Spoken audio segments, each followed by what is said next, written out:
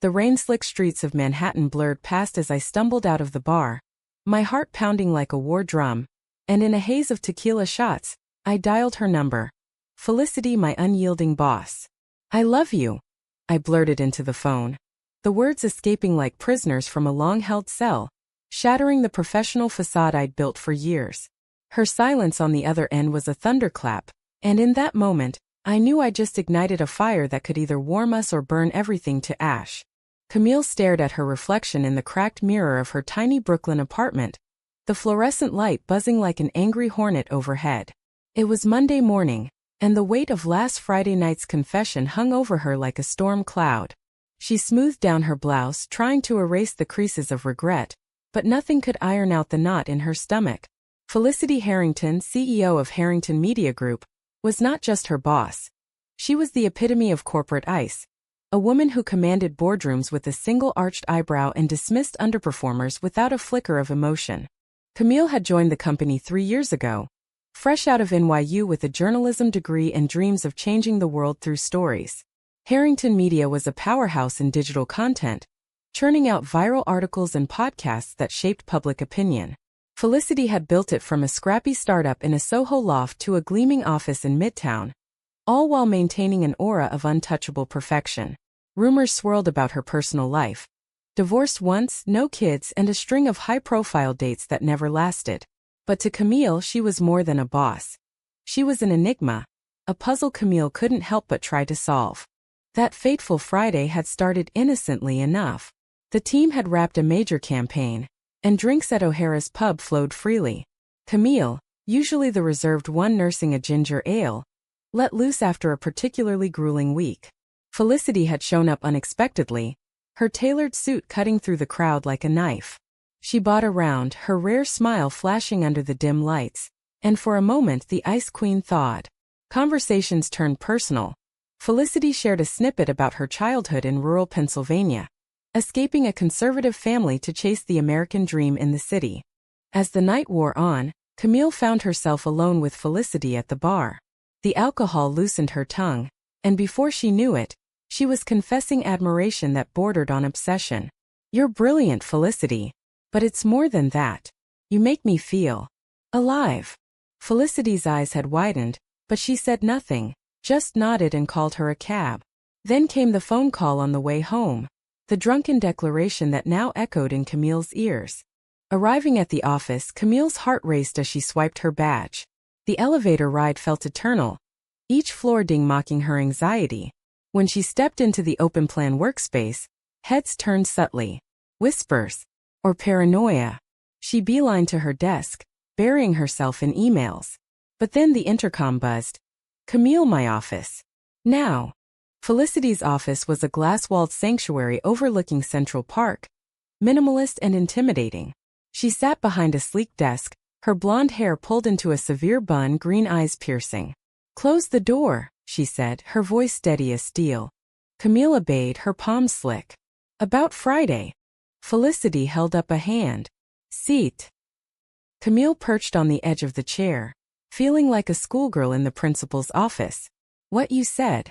It was unexpected." "I'm sorry," Camille rushed out. "I was drunk out of line.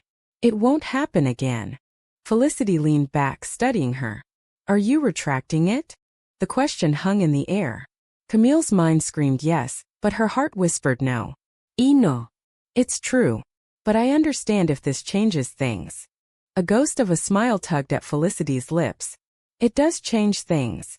She paused, the city hum below filling the silence. "I've noticed you, Camille. Your work ethic, your passion. But this, it's complicated." Complicated didn't begin to cover it. Felicity was out and proud, a trailblazer in the industry, but office romances were taboo, especially with the power imbalance. Yet as they talked, barriers cracked. Felicity admitted to loneliness, the toll of leadership. By the end of the meeting, they agreed to coffee after work. Not a date, just a conversation. That evening at a cozy cafe in Greenwich Village, the air thickened with possibility.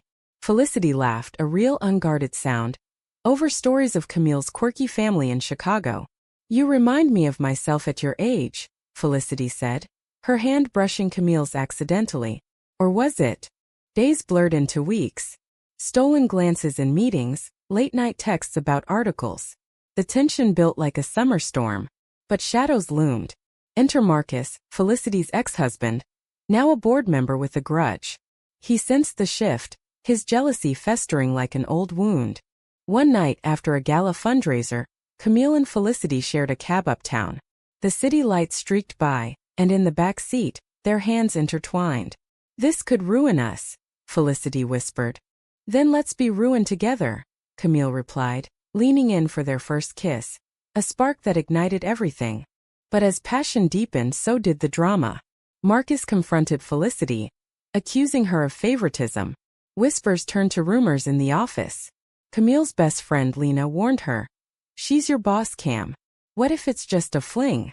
Doubt crept in, but love pushed it aside. They sneaked weekends in the Hamptons, walks in Prospect Park where Felicity opened up about her past. Abusive parents, a marriage of convenience to fit in. Camille shared her own struggles. Coming out in a Midwestern town, the ache of unrequited crushes. Then came the betrayal. At a company retreat in the Catskills, Camille overheard Marcus plotting with a rival exec to oust Felicity, using their relationship as leverage. Heartbroken, she confronted Felicity, who denied knowing. But was it true? The confrontation exploded in their cabin. "How could you not tell me?" Camille yelled, tears streaming. "I was protecting you," Felicity shot back, her voice cracking for the first time. In the aftermath, they clung to each other, vowing to fight. But the board meeting loomed, a storm on the horizon. The boardroom at Harrington Media hummed with tension, the long mahogany table reflecting the stern faces of the executives like a distorted mirror. Camille sat in the corner, ostensibly taking notes as Felicity's assistant, but her mind was a whirlwind. It had been 2 months since that first kiss, and their secret relationship had woven itself into the fabric of their lives. Stolen moments in supply closets, whispered I love yous over conference calls. But now Marcus's shadow loomed larger than ever. Felicity stood at the head, presenting quarterly figures with her usual poise. "Our digital engagement is up 25%, thanks to innovative storytelling." Her eyes flicked to Camille, a silent anchor in the storm. Marcus, seated to her right, cleared his throat. "Impressive, but let's address the elephant in the room. Rumors of impropriety could tarnish our reputation." The room fell silent. Felicity's jaw tightened. "Rumors are just that, Marcus. Focus on facts." He smirked, sliding a folder across the table. "Facts like these emails? Suggesting favoritism toward certain employees." Camille's blood ran cold. The emails were innocuous praise for her work, but twisted in context, they painted a picture of bias. How had he gotten them? The meeting devolved into chaos. Board members murmured, some siding with Marcus's call for an investigation. Felicity adjourned abruptly, her face a mask of fury. In her office later, she paced like a caged lion. "He's gunning for me, using us as ammunition." Camille reached for her. "We'll fight this.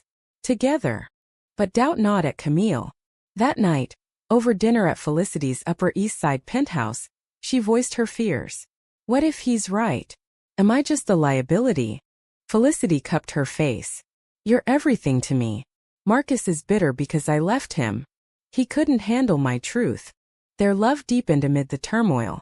Weekends became sanctuaries, drives up the Hudson Valley, picnics in autumn leaves. Felicity shared dreams of starting a nonprofit for LGBTQ youth, inspired by her own struggles. Camille, in turn, wrote a personal essay about identity, which Felicity published anonymously on their platform, garnering thousands of shares. Yet the drama escalated. Lena, Camille's confidant, pulled her aside at a coffee shop. "I saw Marcus talking to Felicity yesterday. Alone. It looked intense." Jealousy flared. "What are you implying?" "Just be careful.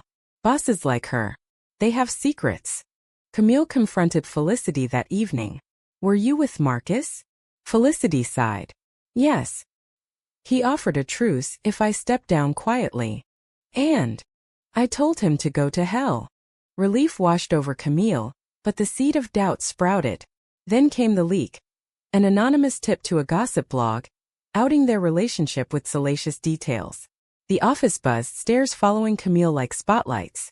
Felicity called an all-hands meeting. Personal lives are private. Let's focus on our mission. But the damage was done. Client wavered, stock dipped. In the eye of the storm, their bond strengthened. One rainy night, huddled on Felicity's balcony, they talked for hours. I never thought I'd find this, Felicity admitted, tears mingling with rain. You see me, the real me. Camille kissed her forehead. And I love every part. But betrayal struck from an unexpected angle.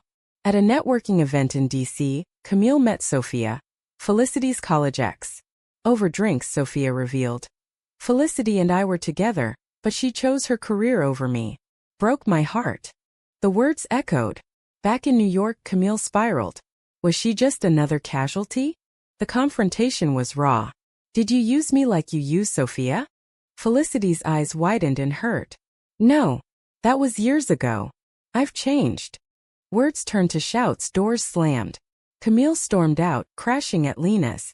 Days of radio silence followed, the pain a constant ache. Then a text. Meet me at our spot in the park. Please. Camille went, heart in throat. Felicity waited on their bench, looking vulnerable. I was scared back then. But with you I'm all in.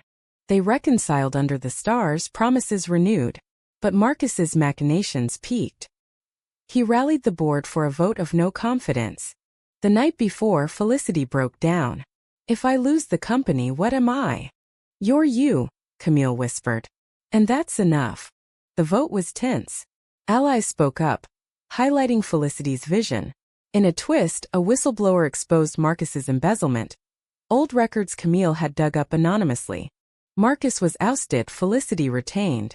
Victory tasted sweet, but scars remained. As winter blanketed the city, their love evolved. No more hiding, they came out publicly, inspiring others.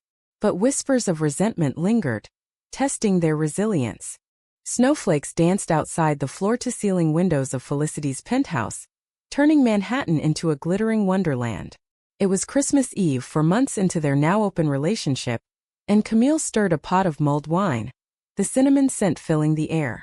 Felicity wrapped her arms around her from behind. This is perfect. Camille leaned back. After everything, yeah. The fallout from Marcus's ousting had been brutal. Lawsuits, media scrutiny. But Harrington Media thrived, with a new focus on inclusive stories. Camille got promoted, her ideas shaping campaigns on LGBTQ rights. Yet, undercurrents of drama persisted. Felicity's family resurfaced, her estranged sister calling from Pennsylvania. Mom's sick. She wants to see you. Felicity hung up, face pale.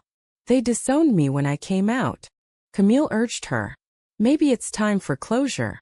They drove through snowy Appalachians, the journey tense. At the modest farmhouse, Felicity's mother, frail in a wheelchair, wept. I was wrong. Forgive me. Reconciliation was tentative, but healing began. Camille watched Felicity soften, layers peeling away. Back in the city, new conflicts arose. A rival firm poached talent, including Lena, who left with a cryptic warning. Watch your back. Not everyone's happy. Paranoia set in.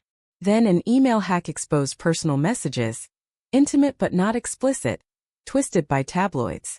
CEO's scandalous affair. Felicity raged. Who did this? Investigations pointed to an insider. Suspicion fell on Jake, a disgruntled intern. But deeper digging revealed Sophia's involvement, seeking revenge. The betrayal stung. Felicity confronted her old flame over lunch in a quiet bistro. Why? You left me broken. Now you get a taste. Sophia fled, but the damage lingered. Camille comforted Felicity through sleepless nights. We're stronger than this. Their love deepened in vulnerability. Spring brought renewal, walks in Central Park, cherry blossoms symbolizing fragile beauty. They attended Pride, hands linked, a beacon for others. But high drama peaked at the annual media awards in LA. Felicity was nominated, Camille by her side. Backstage, Marcus appeared out on bail. You think you've won? Security escorted him, but his words haunted. That night, in their hotel suite, Felicity proposed a break. This world's too toxic. I don't want to drag you down. Camille's heart shattered. No. We fight. Arguments ensued, emotions raw. Camille flew back alone, drowning sorrows in Brooklyn bars. Weeks of separation followed. Felicity buried in work, Camille in freelance gigs. Loneliness amplified regrets. Then a package arrived. A journal of Felicity's thoughts chronicling her love. "I can't live without you." Camille rushed to the office. They embraced in the rain-soaked street, vowing never to let go. Summer brought peace. They vacationed in Cape Cod. Beach walks mending wounds. Felicity stepped back from CEO duties, appointing a successor, focusing on philanthropy. Camille wrote a book about their journey, a testament to resilience. But shadows of past betrayals reminded them. Love requires vigilance. As fall leaves turned, a new threat emerged. A lawsuit from Sophia, alleging defamation. Courtrooms became battlegrounds, testimonies exposing vulnerabilities. In the midst, Felicity's health faltered, stress-induced migraines. Camille nursed her, their bond unbreakable. The case settled out of court, Sophia backing down. Victory, but at a cost. Through it all, their story inspired.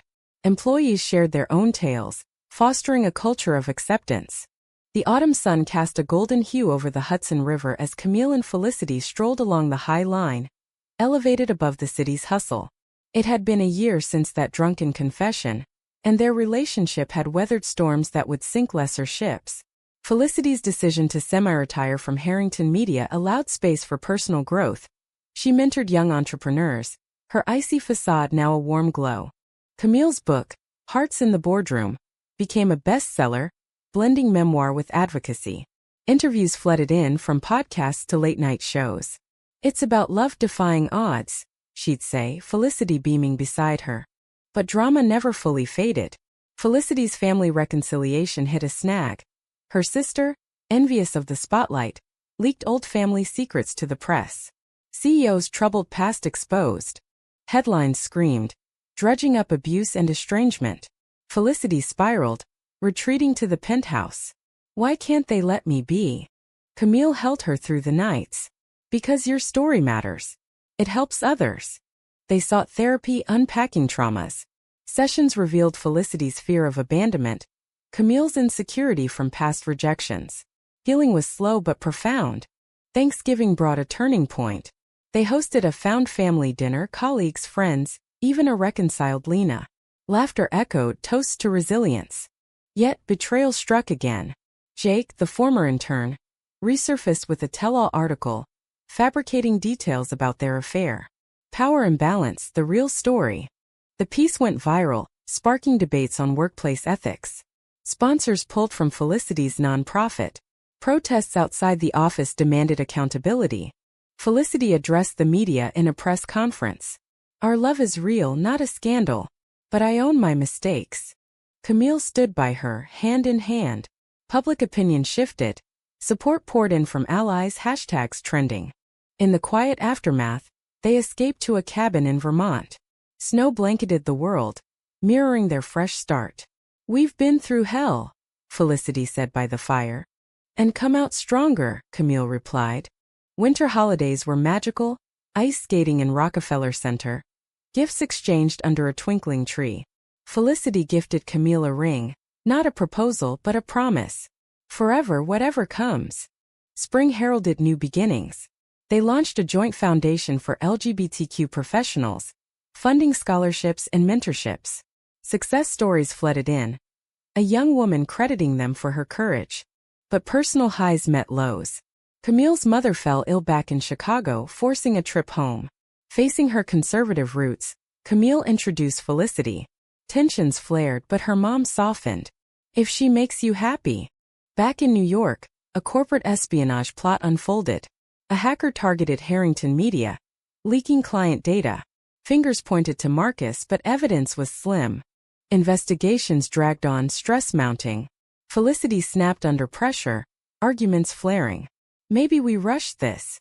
Camille recoiled. "After everything?" A brief separation ensued. Camille in Brooklyn, Felicity uptown. Reflection brought clarity. Felicity appeared at Camille's door with flowers. "I was scared. Forgive me." Reunion was sweet. Passion reignited through shared dreams. Summer brought closure. Marcus was arrested for unrelated fraud, his vendetta crumbling. Sophia issued a public apology, seeking redemption. As they attended a wedding in the Berkshires, friends tying the knot, their own future crystallized. Under starlit skies, Felicity proposed. "Marry me, Camille. Let's build a life beyond the drama." Tears flowed. Yes. Planning ensued, a small ceremony in Central Park. Vows exchanged amid blooming flowers, promising eternal support. But life, ever dramatic, threw a curveball. On their honeymoon in Hawaii, news broke. Harrington Media faced a buyout. Felicity debated returning. No, Camille. "We've earned peace." Felicity agreed, selling her shares. Freedom tasted like ocean air. Back home, they adopted a rescue dog, symbolizing new family. Days filled with writing, volunteering, simple joys. Yet, the story's humanity shone in quiet moments, forgiving betrayals, embracing flaws. Their love, forged in fire, became a beacon. The first anniversary of their wedding dawned bright over their cozy brownstone in Brooklyn Heights, the kind of home that screamed stability after years of upheaval. Camille woke to the aroma of fresh coffee, Felicity humming in the kitchen. A far cry from the cold boss she'd once confessed to in a drunken haze. Their life now was a tapestry of hard-won peace.